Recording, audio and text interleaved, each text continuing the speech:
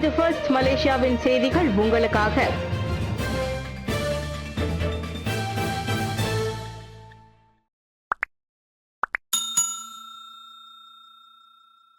Putra heights மசூதி மற்றும் கோவிலை நல்ல உதாரணமாக எடுத்துக்கொள்வீர்.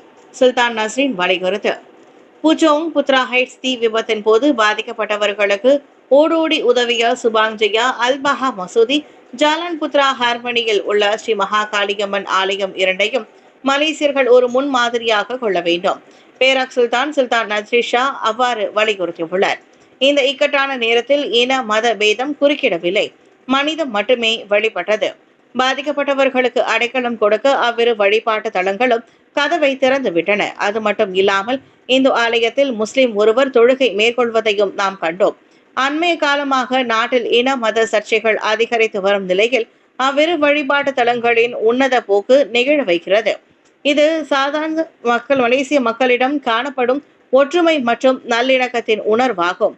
பிரித்தாளும் அரசியல் சித்தாந்தங்களில் இருந்து விடுபட்ட மலேசியர்களின் உணர்வும் செயலும் அப்படித்தான் இருக்க வேண்டும். சரியான நேரத்தில் மலேசியர்களுக்கு விடுக்கப்படும் சரியான நினைவூட்டல் இதுவாகும் என்றார் அவர். சீன அதிபர் ஜி ஜின்பிங்கிற்கு இஸ்தானா நெகேராவில் அரசாங்க வரவேற்பு நல்கப்பட்டது. மாட்சிமை தங்கிய பேரரசர் சுல்தான் இப்ராஹிம் அழைப்பின் பேரில் மலேசியாவுக்கான 3 நாள் வருகையை நேற்று தொடங்கிய சீன அதிபர் ஜி ஜின்பிங்கிற்கு இன்று இஸ்தானா நெகேராவில் அரசாங்க வரவேற்பு நல்கப்பட்டது. இன்று காலை 10:30 மணி அளவில் ஜி ஜின்பிங் அவரை சுல்தான் இப்ராஹிம் வரவேற்றார். சீன அதிபருடன் பிரதமர் டாக்டர் ஸ்ரீ அன்வார் இப்ராஹிம், அவரது துணைவியார் doctor Seri doctor Wan Azizah, 2 துணை பிரதமர்களான doctor Seri doctor Ahmad Zahid Hamidi, doctor Seri Fadillah Yusof மற்றும் அமைச்சரவை உறுப்பினர் ஆகியோரும் இந்த நிகழ்ச்சியில் கலந்து கொண்டனர். இஸ்தானா நெகேரா அணிவகுப்பு மைதானத்தில் வரவேற்பு விழா இரு நாடுகளின் தேசிய கீதங்களின் நிகழ்ச்சியுடன் தொடங்கியதோடு அதைத் தொடர்ந்து அரசு பீரங்கி படைப்பிரிவின் 41வது பேட்டரியில் இருந்து 21 வேட்டு சட்டமும் முழங்கியது.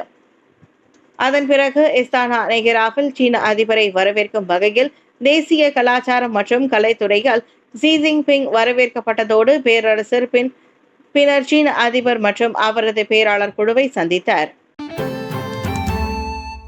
அன்றாட விவகாரங்களை எளிதாக்க மைகார்டு விவரங்களை புதுப்பிக்குமாறு JPN பொதுமக்களுக்கு அறிவுறுத்து. தினசரி அலுவல்களுக்கான தரவுகள் துல்லியதாக இருக்க ஏதுவாக மைகார்டு விவரங்களை அவ்வப்போது புதுப்பித்து வருமாறு பொதுமக்கள் அறிவுறுத்தப்படுகின்றனர். 1990ஆம் ஆண்டு தேசிய பதிவு சட்டத்தின் கீழ் பெயர், வீட்டு முகவரி மாற்றம் போன்ற தகவல்களை புதுப்பிப்பு நோக்கத்திற்காக தெரிவிக்க வேண்டியது கட்டாயமாகும் என தேசிய பதிவிலாக்காவான JPN கூறியது. மைகார்டில் நடப்பு விவரங்கள் சரியில்லை என கண்டறிந்தால் அவற்றை மாற்றுவதற்கு JPN அலுவலகங்களுக்கு வர வேண்டும். உதாரணத்திற்கு மைகார்டு அட்டை வைத்திருப்பவர் நடப்பு தங்கும் இடத்திலிருந்து மாறி புதிய இடத்தில் 90 நாட்களுக்கு மேல் தங்குவாரேயானால் அவர் கண்டிப்பாக புதிய முகவரிக்கு மைகார்டு அட்டையை மாற்றியாக வேண்டும். இது குறித்து JPN பல்வேறு விழிப்புணர்வு நடவடிக்கைகளை மேற்கொண்டு வருகிறது. தாமான் மெலாவதி தமிழ் பள்ளியில் நுட்பவியல் விழா, மாணவர்களுடன் பெற்றோர்களும் திரளாக பங்கேற்பு. யாயாசான் மாஹிர் மலாய்சியா தாமான் மெலாவதி தமிழ் பள்ளியின் பள்ளி மேலாளர் வாரியம் மற்றும் இப்பள்ளியின் முன்னாள் மாணவர் சங்கத்துடனும் இணைந்து எதிர்கால நுட்பவியல் தொழிற்கல்வி மற்றும் நுட்பவியல் விழா 2025 எனும் நிகழ்வை அண்மையில் மெலாவதி தமிழ் பள்ளி ஏற்பாடு செய்திருந்தது. இந்த விழாவில் தாமான் மெலாவதி தமிழ் பள்ளியில் பாலர் பள்ளி முதல் 6ஆம் ஆண்டு வரை பயிலும் 176 மாணவர்களுடன் சுமார் 80 பெற்றோர்களும் கலந்து கொண்டதோடு அவர்கள் அனைவரும் தொழில்நுட்பம் மற்றும் தொழிற்கல்வி பயிற்சியினை குறித்து விளக்கங்களை பெற்றனர். மெய்நிகர் சூழலோடு கூடிய ட்ரோன் பயிற்சி, ட்ரோன் குறித்த விளக்கங்கள், பல்லூடக கண்காட்சி, கணினியின் மென்பொருளின் அறிமுகம், மின்சார வாகனத்தின் தனித்தன்மை மற்றும் அதன் எதிர்காலம் குறித்த விளக்கம், PS5 விளையாட்டு அனுபவம், தொழிற்கல்வி மற்றும் தொழில்நுட்ப கல்வியினால் உருவாகும் வேலை வாய்ப்புக்கான விளக்க உரை என 4 மணி நேரம் தாமன் மெலாவதியின் பள்ளி சூழலே உற்சாகமாக காணப்பட்டது. மாஹிர் அறக்கட்டளையின் இயக்குனர் டாக்டர் ஹாஜி நூருல் அரிஃபின் அப்துல் மஜீத் இந்த விழாவை அதிகாரப்பூர்வமாக தொடக்கி வைத்தார். தேசிய கொடி கார்ட்டூன் சித்திரத்தில் ஏற்பட்ட தவறு. சின்சு டெய்லி மீது கடும் நடவடிக்கை எடுக்க பாஸ் இளைஞர் பிரிவு கோரிக்கை. நேற்று தனது செய்தித்தாளின் முதல் பக்கத்தில் வெளியிட்ட கார்ட்டூன் சித்திரையில் பிறை நிலவு இல்லாமல் ஜாலோர் கெமிலாங்கை தேசிய கொடியை தவறாக வெளியிட்ட சின்ஷு டெய்லி மீது கடுமையான நடவடிக்கை எடுக்க பாஸ் கட்சியின் இளைஞர் பிரிவு வலியுறுத்தியுள்ளது.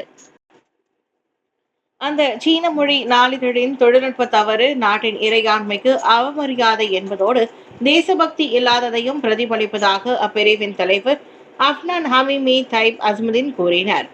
மலேசிய கொடியில் பிறை நிலவு ஒரு முக்கிய சின்னமாகும். காரணம், கூட்டரசு அரசியலமைப்பு சட்டத்தின்படி தேசிய மதமான இஸ்லாத்தை அது பிரதிநிதிக்கிறது. எனவே இது ஒரு வகையான தேச துரோகமாகும்.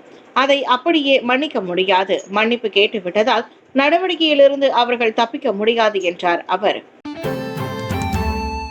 KKK சீருடையில் UITM மாணவர்களை காட்டும் காணொலி வைரல் தொடர்பில் போலீஸ் விசாரணை.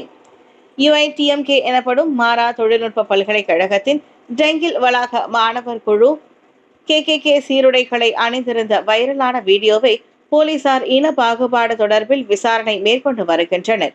நேற்றிரவு மணி 7:24க்கு அந்த வீடியோ குறித்த புகார் கிடைத்ததாக செபாங் போலீஸ் தலைவர் நோர்ஹிசாம் பஹ்மான் தெரிவித்திருக்கிறார் என இணைய பதிவேடு ஒன்று தகவல் வெளியிட்டது.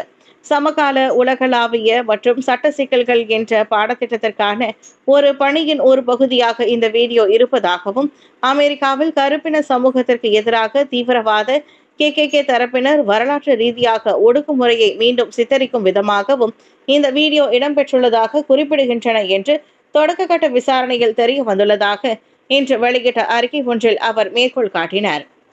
இன பாகுபாடு மற்றும் அதை நிவர்த்தி செய்ய புதிய சட்டங்கள் எவ்வாறு இயற்றப்பட்டன என்பது பற்றிய புரிதலை வளர்ப்பதை நோக்கமாக கொண்டதாக இந்த வீடியோ உள்ளடக்கம் இருப்பதாக அவர் மேலும் கூறினார். கோலாலம்பூரில் DBKL மற்றும் குடிநுழைவு துறையினரின் அதிரடி சோதனை. 15 வணிக வளாகங்களுக்கு சீல். குடிநுழைவுத்துறை அதிகாரிகளின் ஒத்துழைப்போடு கோலாலம்பூர் மாநகர் மன்றம் நேற்றிரவு கூட்டரசு தலைநகரில் உள்ள வெளிநாடுகளை சேர்ந்த அங்காடி வியாபாரிகளுக்கு எதிராக ஒருங்கிணைந்த நடவடிக்கையை மேற்கொண்டது. சவுகெட், லாரங் ஹாஜி தைப், ஜாலான் பெரங்கான், புகித் பின்தாங் ஆகிய இடங்களில் உள்ள அங்காடி வர்த்தக மையங்களை சுற்றிலும் இந்த நடவடிக்கை மேற்கொள்ளப்பட்டன.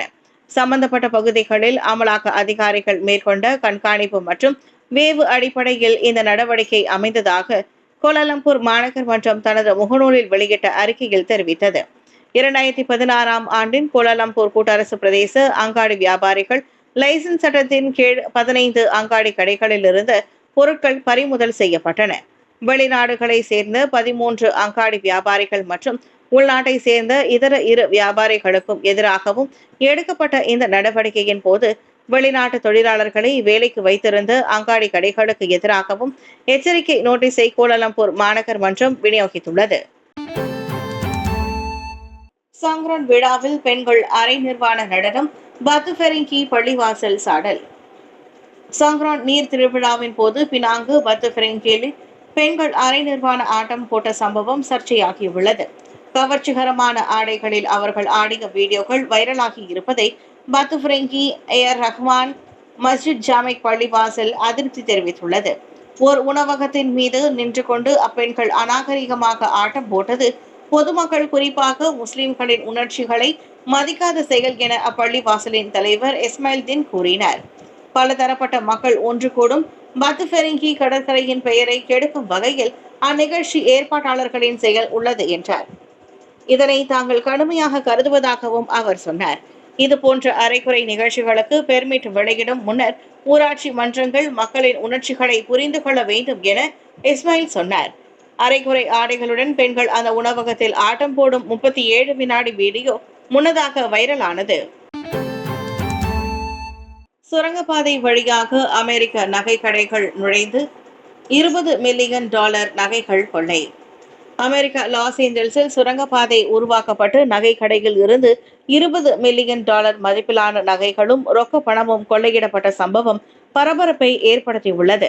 வார இறுதியில் அந்த நூதன கொள்ளை நிகழ்ந்ததாக ஒரு குடும்பமாக நடத்தி வரும் லவ் ஜுவல்ஸ் நகைக்கடை உரிமையாளர் கூறினார்.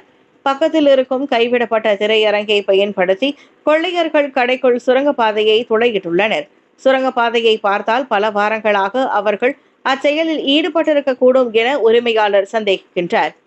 யாருக்கும் தெரியாமல் ஒவ்வொரு நாள் இரவும் சிறிது சிறிதாக அவர்கள் சுரங்கப்பாதை தோண்டி இருக்க வேண்டும். உள்ளே போதுமான இடம் தோண்டப்பட்ட பிறகே அவர்கள் நகைக்கடையில் கைவரிசையை காட்டியிருக்க வேண்டும் என உரிமையாளரின் மகன் சொன்னார். சிசிடிவி கேமராக்கள், அலாரம் போன்றவற்றை செயலிழக்க செய்துவிட்டு 5-6 மணி நேரங்களில் அந்த நூதன கொள்ளை நடந்திருப்பதாக நம்பப்படுகிறது. கொள்ளை போனதில் $20 மில்லியன் இழப்பீட்டை சந்தித்திருப்பதாக உரிமையாளர் கூறினாலும் போலீசார் அதனை இன்னும் உறுதிப்படுத்தவில்லை.